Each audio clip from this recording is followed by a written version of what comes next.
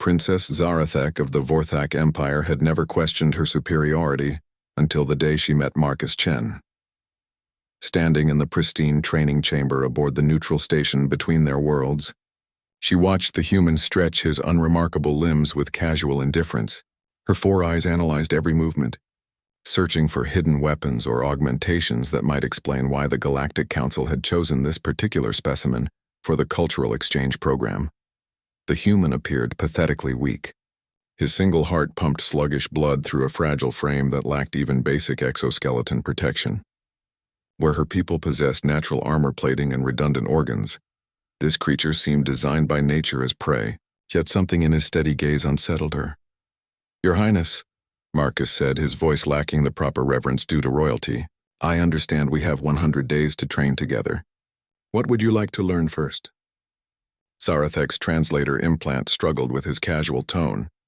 In her language, addressing royalty required 17 different honorific prefixes and a submissive posture. This human stood upright, meeting her gaze directly. "I require no training from an inferior species," she replied, her voice carrying the authority of 7 generations of conquerors. "The Vorthak have dominated this galaxy for millennia. We are perfect as we are." Marcus nodded thoughtfully, then picked up a simple metal rod from the training equipment. Without warning, he bent it into a perfect circle using only his bare hands. The casual display of strength sent ripples of shock through Zarathek's nervous system. "Interesting," he said, examining the bent metal. "Your people's files mention that Vorthak bones are 3 times denser than human bones. Your muscles are definitely stronger than ours in raw power. But strength isn't everything in combat." Before she could respond, Marcus moved. One moment he stood 10 feet away, the next he was behind her, the metal circle resting gently against her neck. She hadn't even seen him cross the distance. "How?" she gasped, her forearms instinctively reaching for weapons that weren't there. "Speed, leverage, and understanding your opponent's weaknesses," Marcus said, stepping back and handing her the bent rod. "Every species has advantages and disadvantages. The trick is maximizing your strengths while covering your weak spots." Zarathek stared at the metal in her hands. Her people's combat doctrine relied entirely on overwhelming force and superior technology. The concept of using an opponent's strength against them was foreign to her military training. "Your people fight like tanks," Marcus continued, beginning a series of fluid movements that seemed more like a dance than combat preparation. "Powerful, direct, unstoppable. But tanks have blind spots. We have no weaknesses," Zarathek insisted, though her voice carried less certainty than before. Marcus smiled, and she realized it was the first genuine expression she'd seen from him. "Everyone has weaknesses, Your Highness. Even humans. Especially humans. We're slower than most species, weaker than most species, and we don't have natural weapons or armor. But we're still here." He gestured to a holographic display showing the galactic map. Human colonies dotted the outer rim, small but persistent points of light in territories that had seen dozens of species rise and fall. "How do you survive?" Zarathek found herself asking despite her pride. "We adapt," Marcus said simply. "We study our enemies until we understand them better than they understand themselves. We turn their strengths into weaknesses and our weaknesses into strengths. We never stop learning." The princess felt something shift in her chest, a sensation she couldn't identify. All her life she had been taught that the Vorthak way was the only way, that their strength made them inherently superior. But watching this fragile human move with impossible grace, seeing the casual way he had neutralized her advantages, she began to wonder what else she might not know. "If I were to hypothetically consider learning your methods," she said carefully, maintaining her royal dignity, "what would such training involve?" Marcus's grin widened. "Everything, Your Highness. Combat, strategy, endurance, mental discipline, and most importantly, understanding yourself. Fair warning, though, human training methods tend to be intense. We have a saying, 'What doesn't kill you makes you stronger.'" Zarathek straightened her shoulders, her pride flaring. "I am Vorthak royalty. I have endured trials that would destroy lesser beings." "We'll see," Marcus said, and something in his tone made her shiver. "Day 1 starts tomorrow at dawn. Wear something you don't mind getting dirty." As the human left the training chamber, Zarathek remained behind, staring at the bent metal rod in her hands. For the first time in her life, she wondered if there might be more to strength than she had ever imagined. The next 100 days would either prove her superiority or shatter everything she believed about herself and her people. She found herself looking forward to discovering which. Dawn came early aboard the neutral station, though Zarathek had barely slept. Her mind churned with questions about the humans' impossible speed and casual dismissal of her people's supremacy. When she arrived at the training chamber, Marcus was already there, performing movements so fluid they seemed to defy the laws of physics. "You're late," he said without looking up from his routine. Zarathek's 4 eyes blazed with indignation. "I am precisely on time according to station chronometer. Human military time operates 15 minutes ahead of standard time," Marcus replied, finally straightening. "If you're on time, you're late. If you're early, you're on time." The princess opened her mouth to protest, then closed it. She had agreed to this training, and despite her pride, curiosity burned stronger than anger. "What are those movements?" "Tai Chi," Marcus said, resuming his slow, deliberate motions. An ancient human martial art focused on balance, breathing, and internal energy flow. "Your people rely on external power. But humans learned long ago that internal strength often surpasses external force." Zarathek watched skeptically as Marcus moved like water flowing around invisible obstacles. Her people's combat training involved heavy armor, devastating weapons, and overwhelming assault tactics. This looked like a peculiar dance. "Demonstrate its effectiveness," she demanded. Marcus nodded toward a training dummy designed to withstand Vorthak's strength. Without changing his peaceful expression, he flowed toward it in the same graceful manner. His palm struck the dummy's center, and the massive construct flew backward, embedding itself in the reinforced wall. Zarathek stared in shock. She had seen Vorthak warriors struggle to move that dummy with their full strength. "How is this possible?" she whispered. "Force isn't about muscle alone," Marcus explained, his breathing still calm and controlled. "It's about timing, leverage, and understanding energy flow. Your people fight against resistance. Humans learn to work with it." He gestured for her to stand beside him. "Copy my movements exactly. Don't think about power or dominance. Think about becoming water." "I am not water," Zarathek protested. "I am fire and steel. Fire can be extinguished. Steel can be broken. Water finds a way around everything," Marcus said patiently. "Try it." Reluctantly, the princess attempted to mirror his movements. Her forearms tangled awkwardly, her natural aggression making the flowing motions feel unnatural and weak. After 10 minutes of frustration, she stepped back with a snarl. "This is useless. I am meant for direct combat, not this interpretive dancing." Marcus studied her with those unnervingly steady eyes. "Tell me about your greatest military victory." Surprised by the change in topic, Zarathek straightened with pride. "The Battle of Kethmore. I led the assault that broke their planetary defenses in 6 hours. My troops crushed their resistance through superior firepower and tactical superiority." "How many casualties did you take?" The question caught her off guard. "Casualties are inevitable in war. Victory is what matters. How many?" Marcus pressed. 30% of my force," she admitted reluctantly.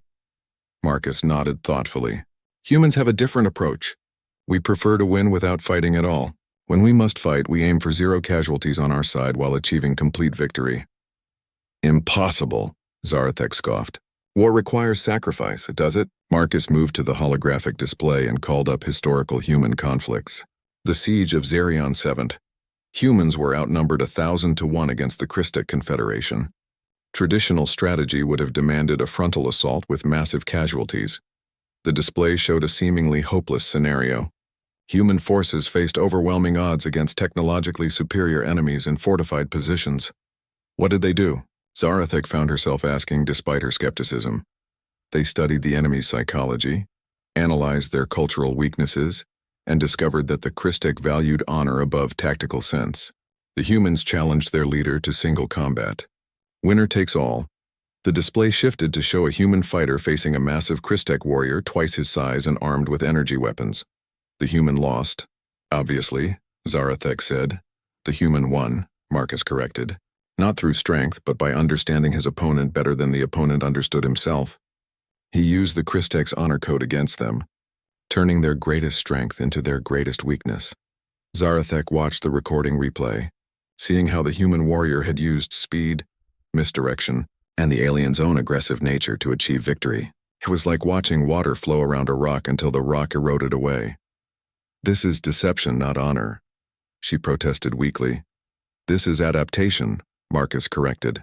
Humans don't have the luxury of overwhelming force. We survive by being smarter, faster thinking, and more adaptable than our enemies. We turn every disadvantage into an advantage. He returned to his Tai Chi movements, this time moving slightly slower so she could follow. Your turn, Your Highness. Stop thinking like a Vorthak warrior. Start thinking like a human survivor. This time, when Zarathek attempted the movements, she tried to empty her mind of everything she had been taught about combat. Instead of forcing her way through the motions, she let them guide her. To her amazement, the movements began to feel natural, even graceful. Better, Marcus observed. You're starting to understand. Strength isn't about forcing your will upon the universe. It's about finding harmony with natural forces and using them to achieve your goals. As they continued training, Zarathek felt something fundamental shifting inside her. The rigid certainties that had defined her entire existence were beginning to crack, allowing something new and unfamiliar to take root. She wasn't becoming weaker. She was becoming something entirely different. For the first time in her life, the Vorthak princess wondered if evolution might be more valuable than tradition. By the 30th day, Zarathek's world had turned completely upside down. The princess who had once demanded servants attend her every need, now rose before dawn to run through the station's corridors alongside Marcus. Her royal robes had been replaced with practical training gear that allowed for unrestricted movement. Most shocking of all, she found herself enjoying the challenge. Your endurance has improved dramatically, Marcus noted as they completed their morning run. Zarathek barely showed signs of fatigue, despite covering a distance that would have left her gasping for breath a month ago. Vorthak physiology adapts faster than most species once you stop fighting the process. My royal physicians always said our bodies were perfect as designed, Zarathek replied, stretching muscles that felt stronger and more flexible than ever before. They never mentioned we could improve beyond our natural state. Marcus handed her a bottle of water, another human custom she had adopted. Perfection is a dangerous concept, Your Highness. It implies there's no room for growth. Humans believe in excellence through continuous improvement. They entered the training chamber where Marcus had set up a new challenge. Multiple holographic opponents surrounded a central platform, each representing a different alien species with unique combat styles and abilities. Today we test everything you've learned, Marcus announced. Survive for 10 minutes against adaptive opponents using only human techniques. Zarathek studied the diverse array of enemies. She recognized Christek warriors, serpentine assassins, even void hunters whose phase-shifting abilities made them nearly impossible to hit with conventional weapons. Her old training would have involved heavy armor, powerful weapons, and overwhelming force. No weapons? She asked. Your mind is your greatest weapon, Marcus replied. Everything else is just tools. The simulation began, and immediately Zarathek found herself surrounded by hostile aliens moving with inhuman speed and coordination. Her instincts screamed to charge forward with raw aggression, but she forced herself to remain calm and centered, feeling for the flow of energy Marcus had taught her to recognize. A Christek warrior rushed her with crackling energy blades. Instead of meeting force with force, Zarathek flowed aside like water, using the alien's momentum against him. Her counterattack sent the warrior tumbling past her into another opponent. A serpentine assassin struck from behind with poisoned claws. Zarathek twisted away at the last second, grabbing the alien's extended arm and using leverage to throw him across the platform. The motion felt natural now, like breathing. Outstanding, Marcus called out. You're not fighting them anymore. You're dancing with them. The comment sparked something in Zarathek's mind. She stopped thinking about the aliens as enemies to be destroyed, and started seeing them as partners in an elaborate dance. Each attack became an invitation to redirect, each aggressive move a chance to use their strength against them. Avoid. Hunter phased partially out of reality, its claws passing through normal matter to strike her heart directly. But Zarathek had learned to sense things beyond the physical realm. She felt the alien's killing intent like heat against her skin, and moved with perfect timing, causing the creature to rematerialize in empty space while her counterstrike found solid flesh. How did you do that? Marcus asked as the simulation ended with all opponents neutralized, and Zarathek still standing. Void hunters are nearly impossible to predict. I stopped trying to see them with my eyes, Zarathek replied, still amazed at her own answer. I felt their emotions, their intentions. Anger and bloodlust create a kind of energy signature that you can sense if you know how to listen. Marcus's expression shifted from instructor to something approaching awe. That took me 3 years to learn. You've developed it in a month. But Zarathek wasn't paying attention to his praise. She was staring at her hands, realizing that something profound had changed within her. The rigid hierarchy of strength and weakness that had defined her understanding of the universe had dissolved entirely. In its place was something far more complex and beautiful, a web of interconnected energies and possibilities that extended far beyond simple physical power.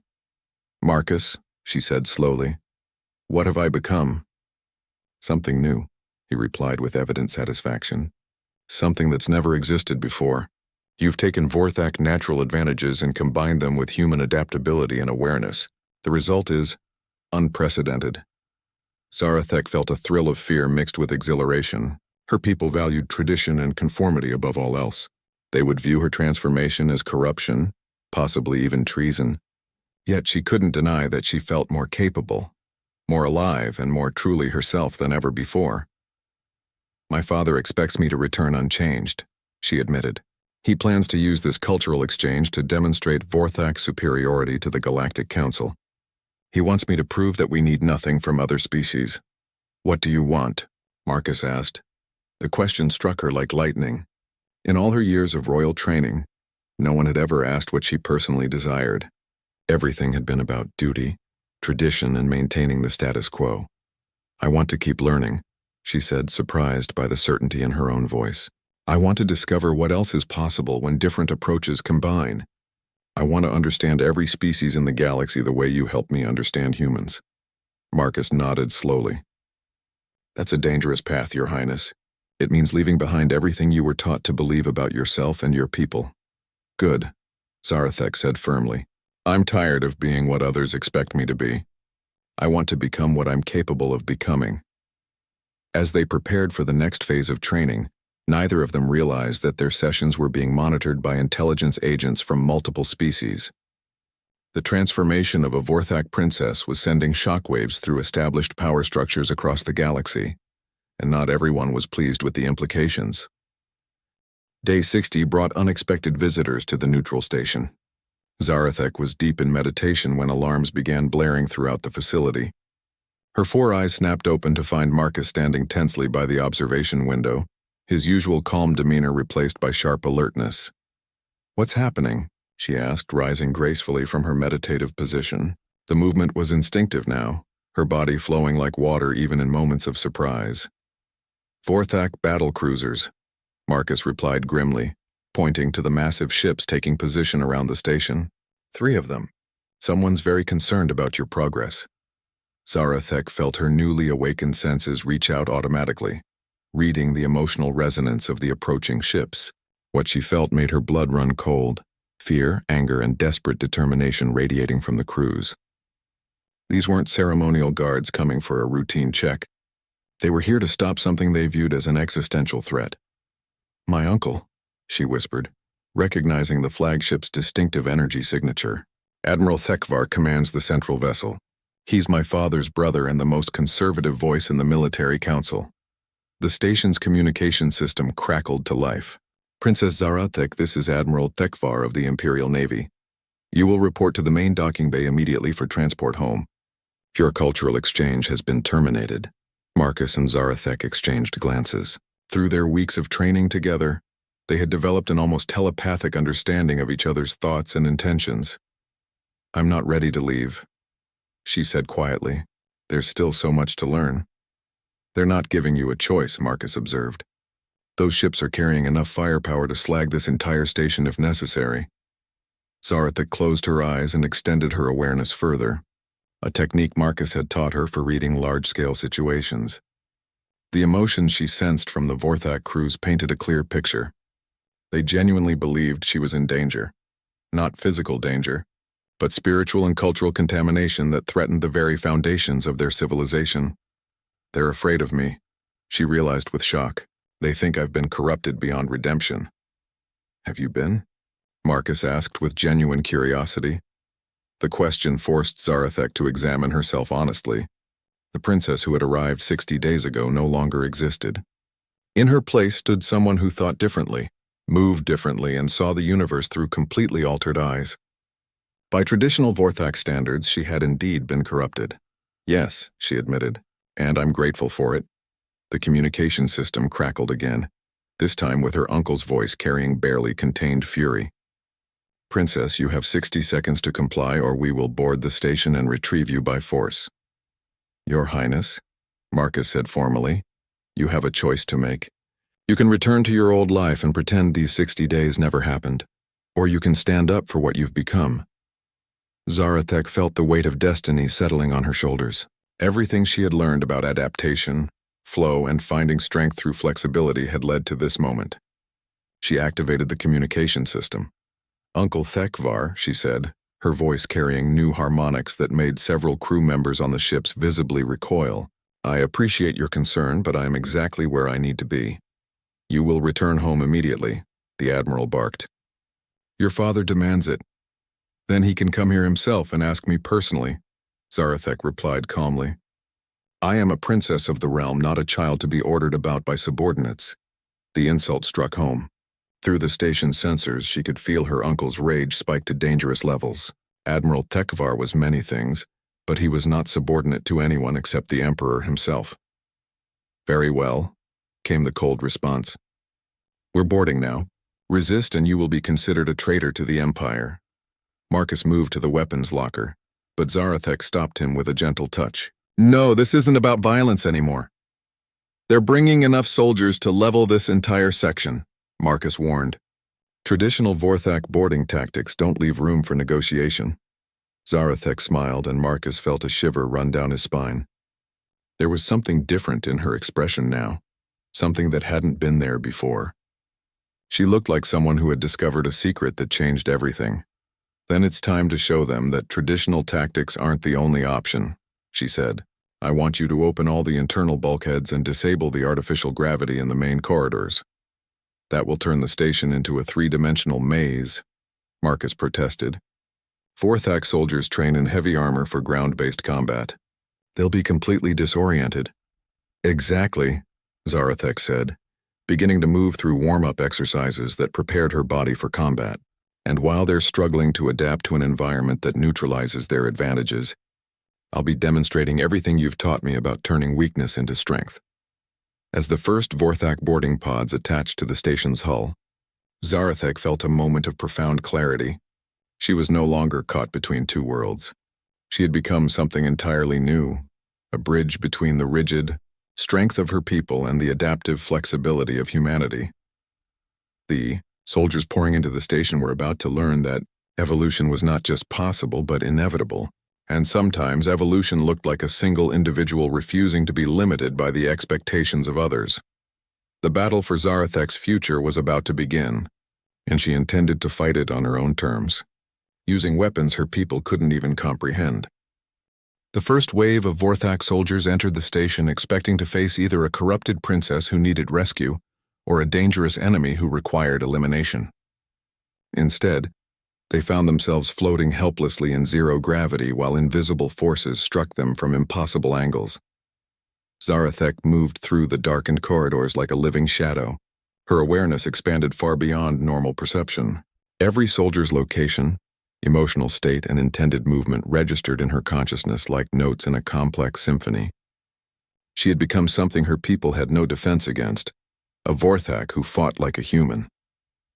The first squad rounded a corner in tight formation, their heavy armor clanking against the walls as they struggled with the unfamiliar environment. Zarathek struck from above, using the ceiling to propel herself downward with perfect timing. Her movements flowed like water, redirecting their desperate attacks while systematically disabling their weapons and communication equipment. Report. Admiral Thekvar's voice crackled through the comm system. Squad Alpha, respond immediately. But Squad Alpha couldn't respond. They floated unconscious in the corridor, their armor intact but their pride thoroughly shattered. Zarathek had defeated them without causing permanent injury, using pressure points and nerve techniques that Marcus had taught. Her to render opponents helpless without lasting damage.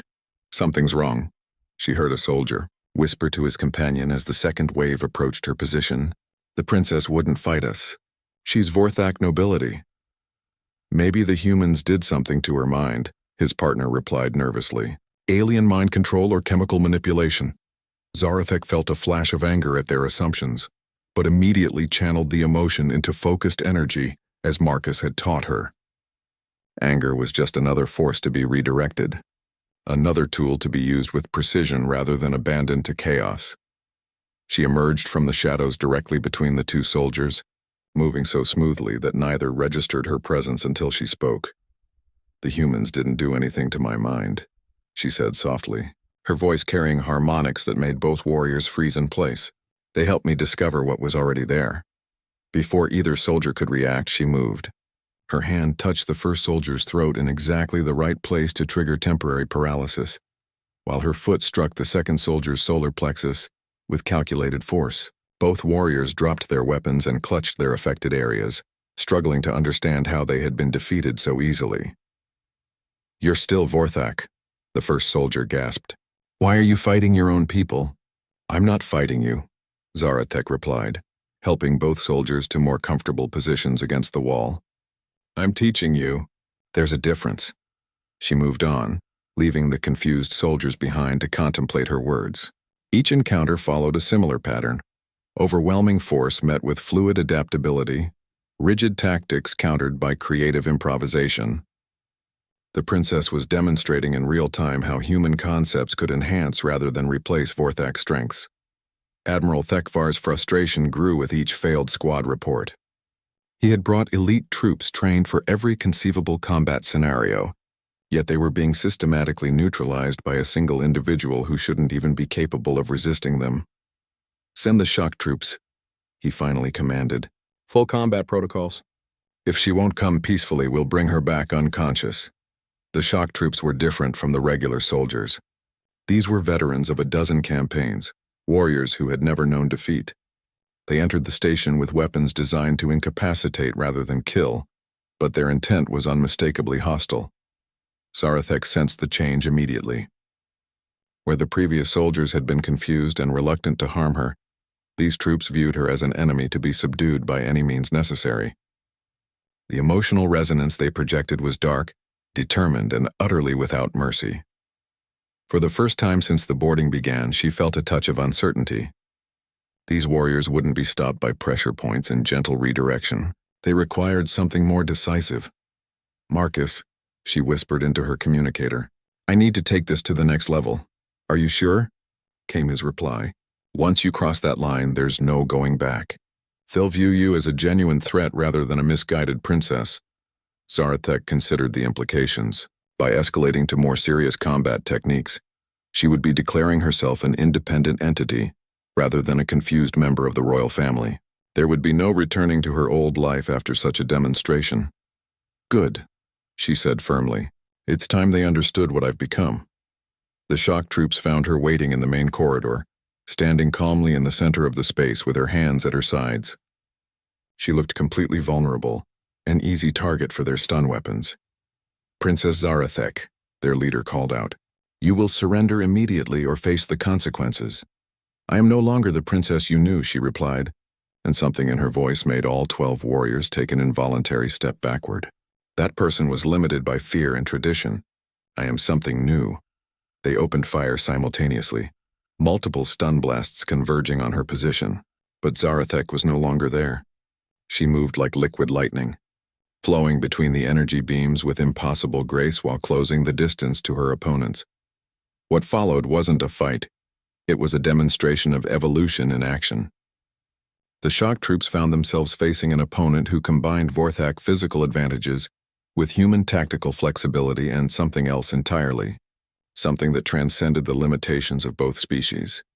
When Admiral Thekvar finally arrived to investigate the silence, he found his elite troops arranged in neat rows along the corridor, unconscious but unharmed. Standing over them was his niece, but she no longer looked like the princess he remembered. She radiated a presence that made his experienced warrior's instincts scream warnings. "Hello, Uncle," Zarathek said calmly. "We need to talk." Admiral Thekvar stared at his niece with a mixture of horror and fascination. The young woman before him bore little resemblance to the rigid, tradition-bound princess who had left for the cultural exchange program. Her posture was relaxed yet alert, her breathing controlled, and her eyes held depths of understanding that seemed impossible for someone of her age and station. "What have they done to you?" he whispered, his hand instinctively moving toward his sidearm. "Nothing," Zarathek replied, noticing his movement without appearing to watch him directly. "Everything I've become was already within me. The humans simply helped me understand how to access it." The Admiral's tactical mind raced as he processed the scene around him. His most elite soldiers lay unconscious but unharmed, defeated by techniques he couldn't identify. The environmental controls had been manipulated with impossible precision, turning the station into a combat arena that favored unconventional tactics over raw strength. "This is impossible," he said, more to himself than to her. "Vorthak do not change. We are what we are we?" Zarathek asked gently. She gestured to the defeated soldiers around them. These warriors were trained in the finest military academies, equipped with the best weapons and backed by centuries of tactical doctrine. Yet here they lie, overcome by approaches they never considered possible.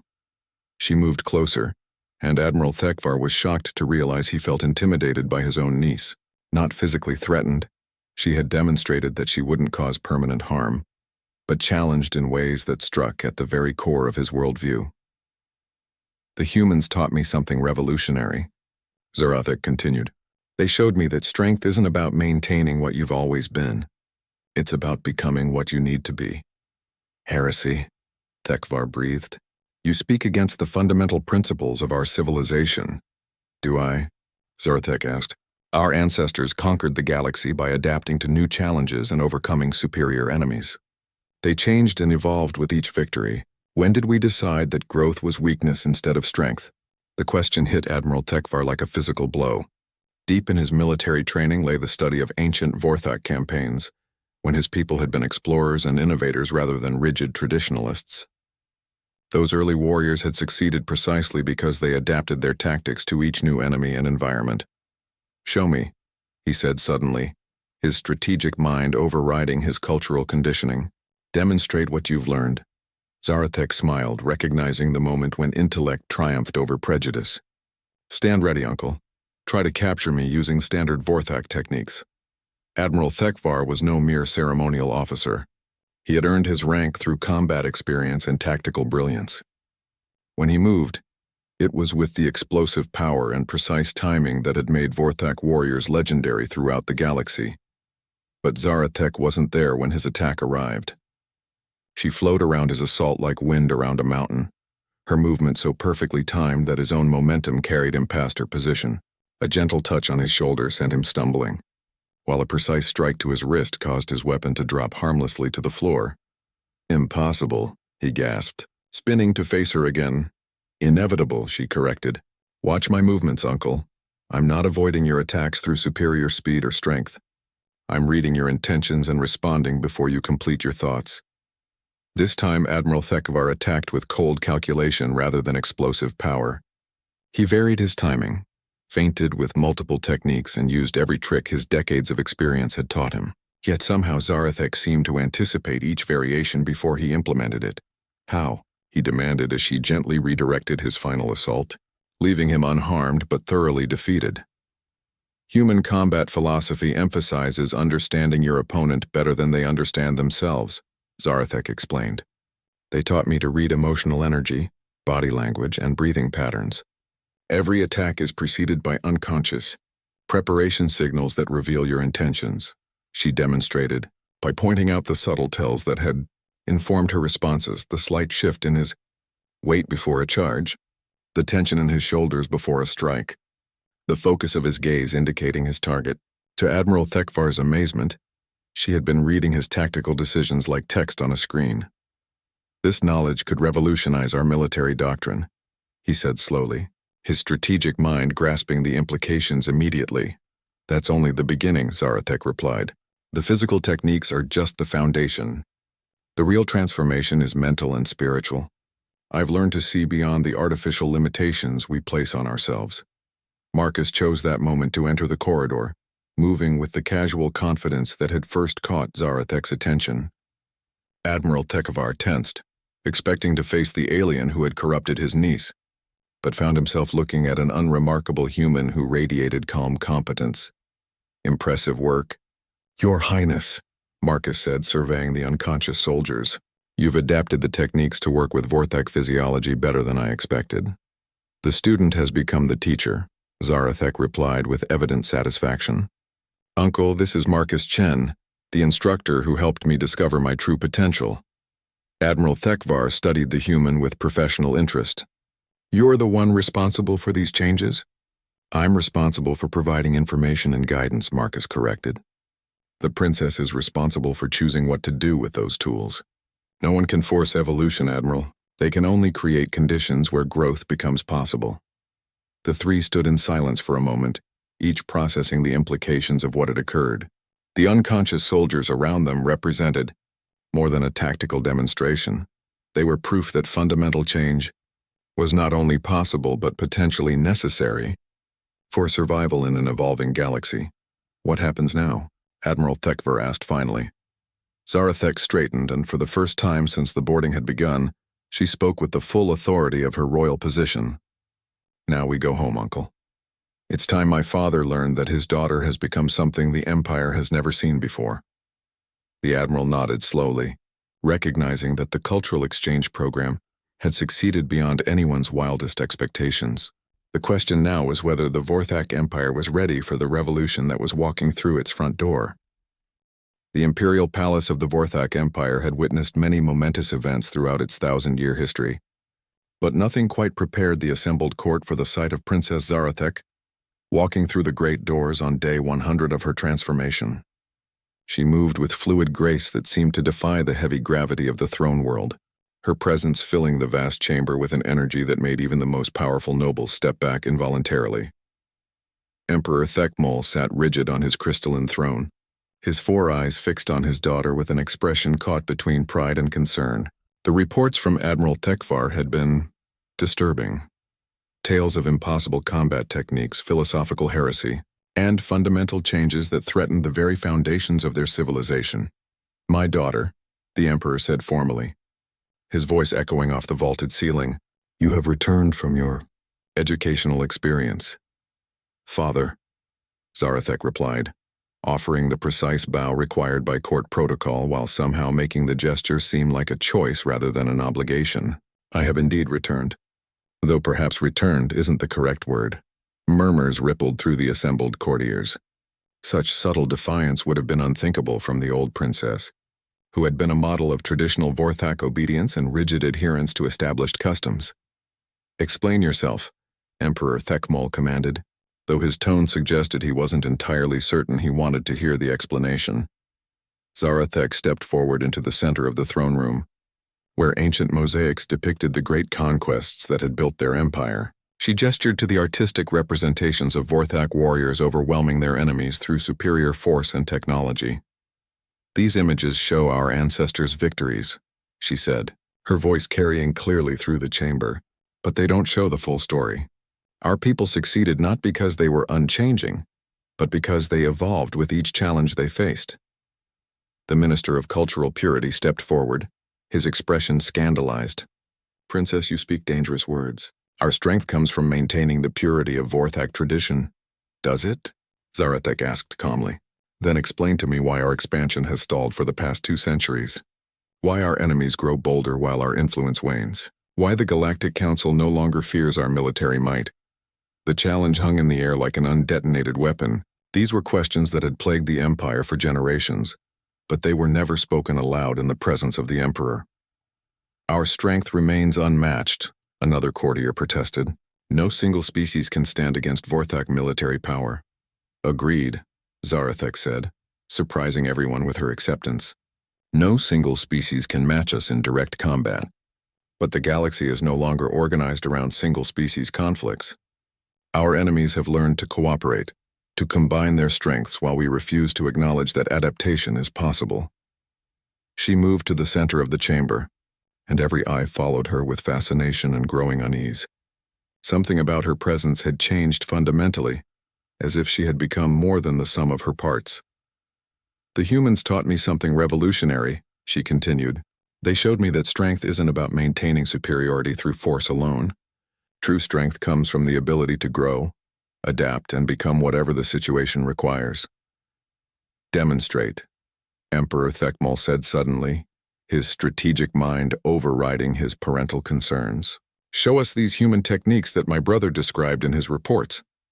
Zarathek nodded, having expected this moment. I'll need volunteers, members of the Royal Guard who are willing to engage in combat training. 10 of the Empire's finest warriors stepped forward without hesitation. These were soldiers who had never known defeat, champions who had proven themselves in countless battles across the galaxy. They surrounded Zarathek in perfect formation, weapons ready, prepared to demonstrate traditional Vorthak superiority. What followed was less a combat exercise than a philosophical demonstration. Zarathek moved among the warriors like living poetry, her techniques flowing seamlessly between offense and defense. She didn't overpower her opponents. She redirected their strength, used their expectations against them, and demonstrated possibilities they had never imagined.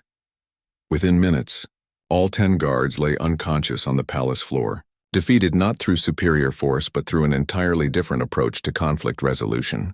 The assembled court stared in stunned silence as a single individual had systematically dismantled everything they thought they understood about combat.